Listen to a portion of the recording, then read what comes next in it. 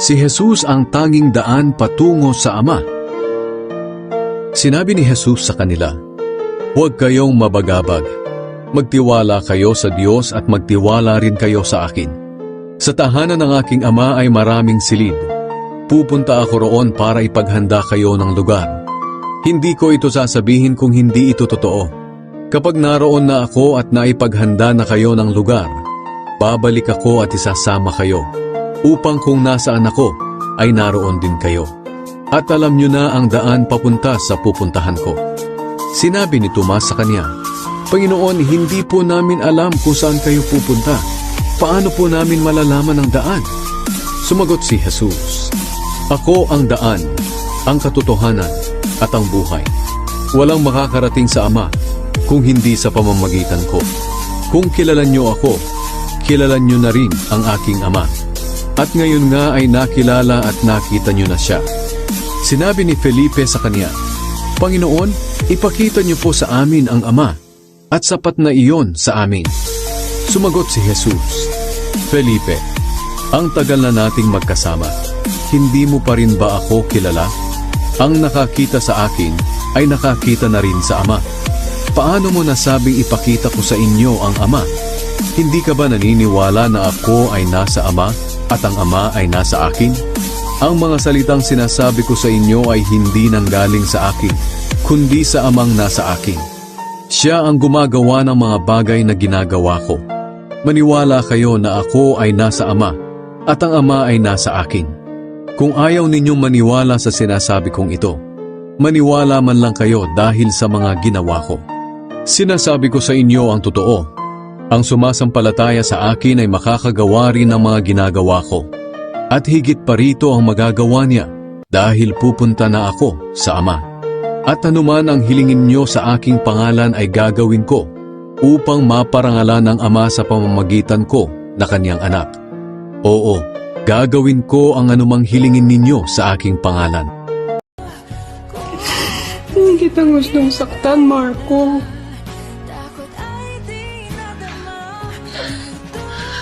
I almost died.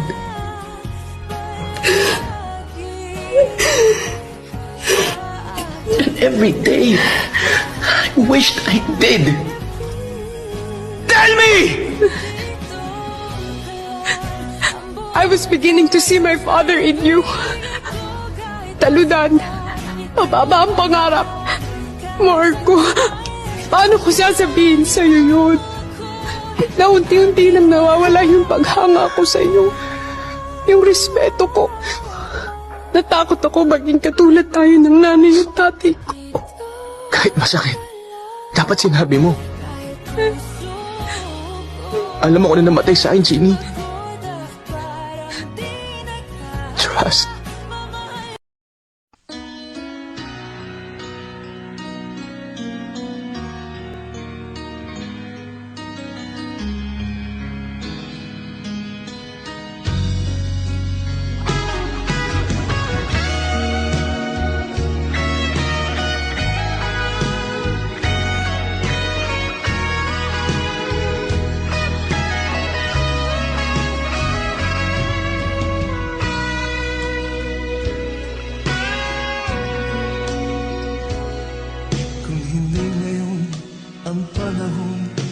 Na para sa iyo, huwag maiinip dahil ganyan ang buhay sa mundo. Huwag mawawalan ng pag-asa, darating din ang ligaya. Ang isipin mo'y may bukas pa na mayroong saya. Kabiguan, hindi hadlang upang tumakas ka. Huwag kang iiwas pang napibigo, dapat na lumaban ka.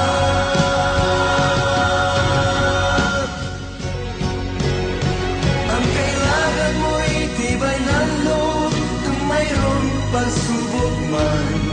Ang liwanag ay di matatagal at muling mamamasdan. Ikot ng mundo ay hindi laging pinagkikasawian.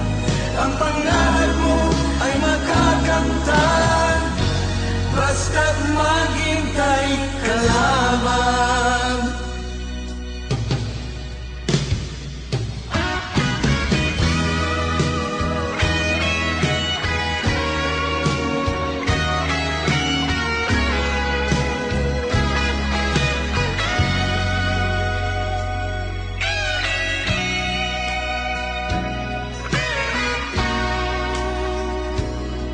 Kung hindi ngayon ang panahon na para sa iyo, huwag maiinip dahil ganyan ang buhay sa mundo. Huwag mawawalan ng pag-asa, darating din ang ligaya. Ang isipin mo'y may bukas pa na mayroong saya. Kabiguan, hindi hadlang upang tumakas ka. Huwag kang iiwas pang natibigo, dapat na lumaban ka.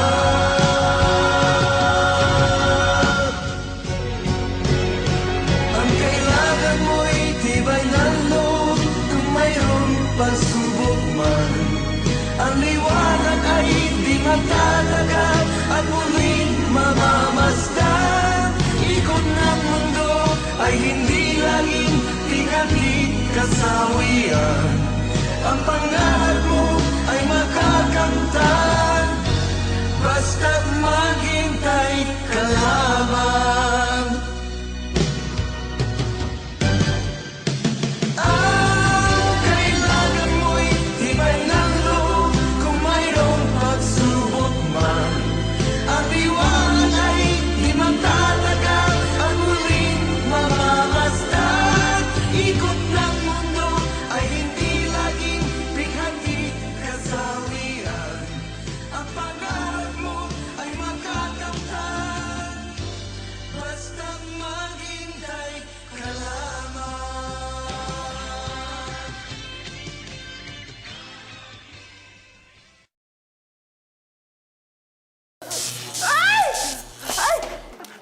Nakuryente yung mama! Nasunog ang mukha! Ang pangit! Makapagsalita naman to. Ikaw nga, hindi pa nakuryente. Ang pangit mo na eh.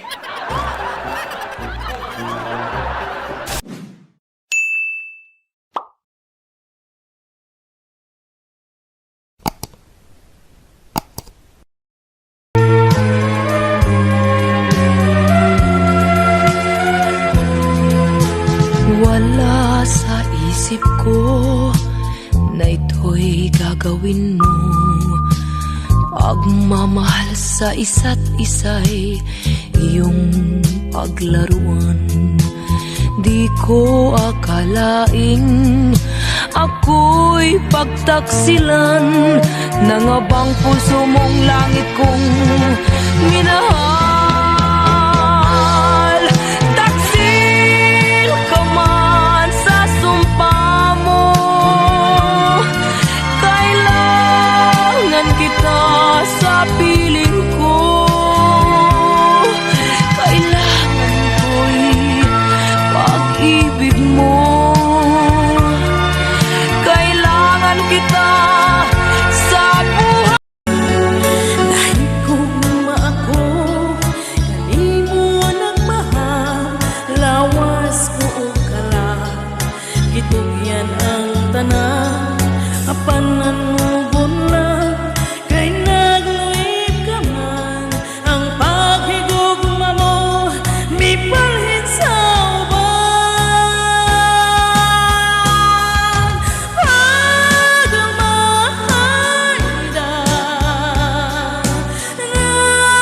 naangkon ko,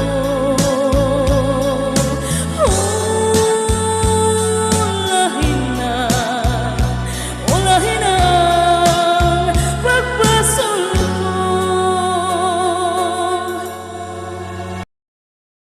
Kung may mahal ka ng iba,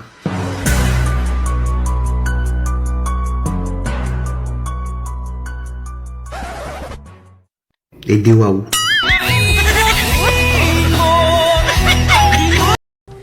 2 taon, 1 buwan, 3 linggo, 4 na araw at 5 oras na simula nang ako'y iwan mo. At ngayon, sa wakas, malinaw na sa akin ang lahat. Ang galing. Para ako may suot na bagong salamin. Yung pala sigurong silbi ng luha, ang linisin ng mga mata ko upang makita ng malinaw na hindi tayo para sa isa't isa. Tama sila. Hindi ginawa ang breakup para lang masaktan. Ginawa ito upang ilayo tayo sa mga maling tao na akala natin ay tama. At ngayon, nangangako ako, simula sa araw na to, burado ka na sa buhay ko. Simula sa araw na to, hindi na akong iiyak muli ng dahil sa'yo. Simula sa araw na to, hindi ko napapaguri ng sarili ko upang habulin ang bilis ng paglimot mo. Pangako, simula sa araw na to, hindi ko na paliliitin ang mundo ko na minsan ko nang pinaikot sa'yo.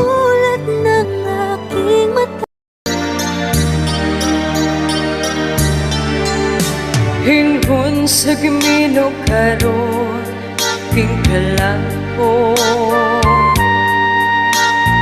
tao na bilango ang tao susagkadang ko wala na masayot kung sang aking buhat ko hando magkabak sila nagkabak bukalimta na lang hingun sa gihaya karon ng akong kalamhan wala na yung boy bisan jud na kining balatian kani sundo ako itang mahuksan wala na'y kahong kiningdukan nga napakta nahugno nagunog nahunlak ang akong himaya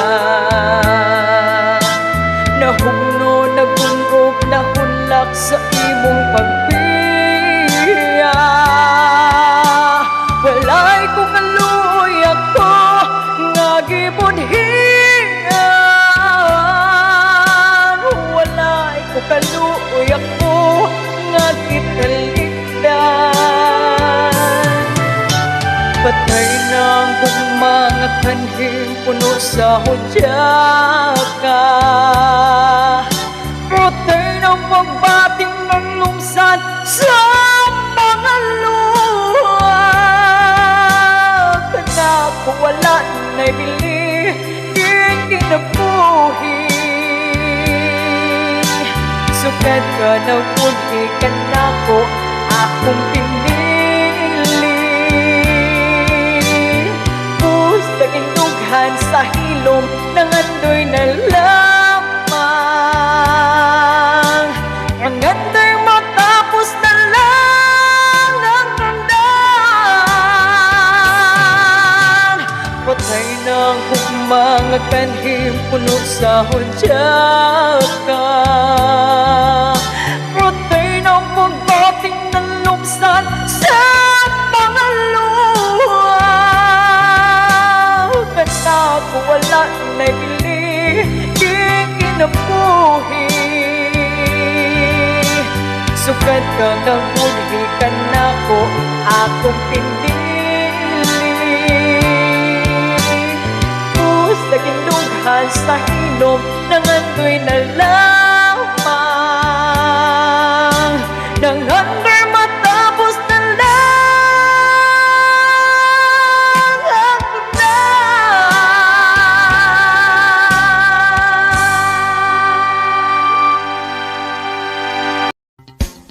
Silingang way ayo, silingang way ayo, sigig panghimantay nimo.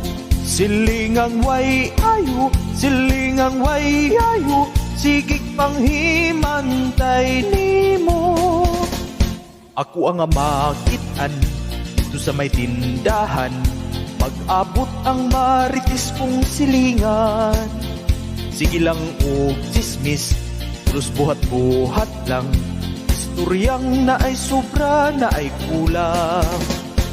Usahay akong makitaan dito ilawom sa kahoy, maghingot anay murag mga unggoy. Kutob sa taong moagi, mababay man o lalaki, ang ilang panghimantay way gipili. akong silingan, gustong mag-congressman, kay na ay balaod nga iyang ipatuman.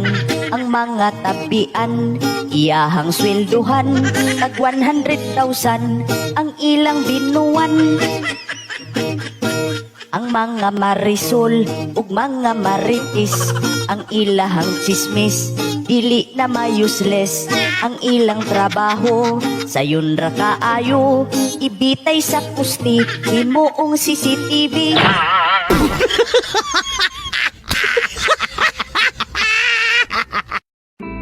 Panginoon, hinihiling ko po na pagpalain ninyo ang taong nanonood at nakikinig ngayon. Pagkalooban niyo po siya ng mabuting kalusugan. Bigyang tugon ang kanyang mga panalangin ayon sa inyong kalooban. Loobin niyo po na magkaroon ng agarang solusyon ang problemang kanyang kinakaharap, lalo na ang problemang pinansyal at problema sa kanyang karelasyon at mga kaibigan. Ilayo niyo po siya sa tukso na kasalanan at lahat na uri ng kapahamakan.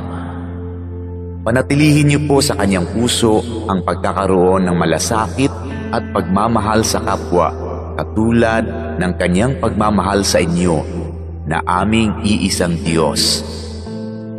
Ito ay aking hinihiling sa pangalan ni Jesus. Amen.